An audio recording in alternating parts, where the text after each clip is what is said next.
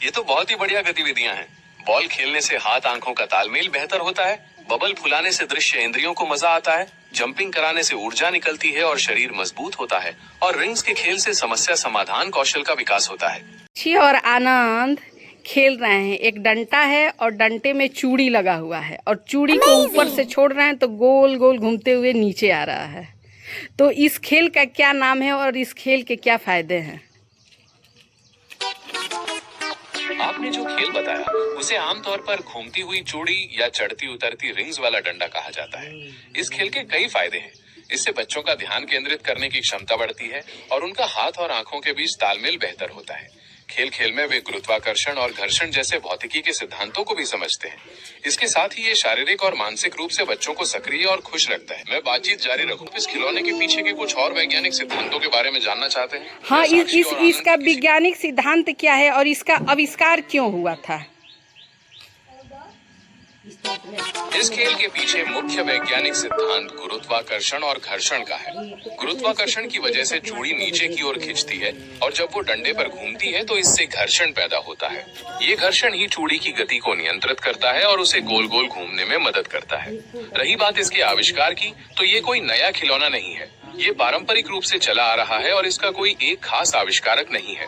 इसे बच्चों के मनोरंजन और उन्हें मजे मजे में भौतिकी के नियम सिखाने के लिए बनाया गया था।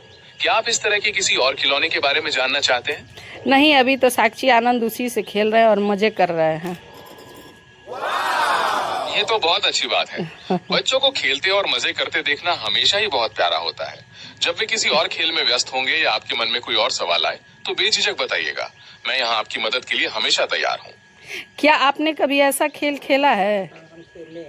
इस तरह के पारंपरिक खेलों और उनके पीछे के मजे और विज्ञान के बारे में बहुत कुछ जानता हूँ। इन्हें देखकर मुझे बहुत आनंद आता है और मैं समझ सकता हूँ कि साक्षी और आनंद को इनसे कितना मजा आ रहा होगा। क्या आप मुझे कोई और दिलचस्प खेल दिखाना चाहेंगे? बचपन में बच्चों का कल्पना शक्ति बहुत ज्यादा होता है, नहीं? जी बिल्कुल, यह आपने बिल्कुल सही कहा। बचपन में बच्चों की कल्पना शक्ति वास्तव में बहुत ज्यादा होती है। वे किसी भी साधारण चीज में जादू देख सकते हैं, जैसे एक डंडे को घोड़ा मान लेना या एक डिब्बे को घर। ये कल्पना शक्ति उनकी रचनात्मकता को बढ़ाती है और उन्हें समस्याओं का हल निकालने में मदद करती है। क्या आप बच्चों की इस कल्पना शक्ति को बढ़ावा देने के लिए कोई खास तरीका अपनाते हैं?